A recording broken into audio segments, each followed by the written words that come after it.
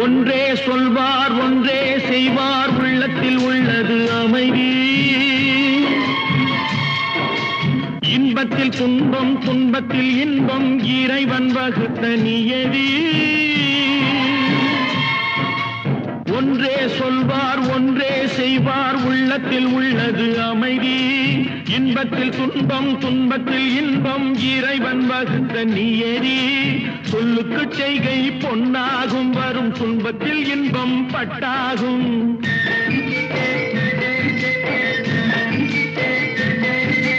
சொல்லுக்கு செய்கை பொன்னாகும் வரும் துன்பத்தில் இன்பம் பட்டாகும். இந்த இரண்டு கட்டளை அறிந்த மனதில் எல்லா நன்மையும் உண்டாகும், எல்லா நன்மையும் உண்டாகும்.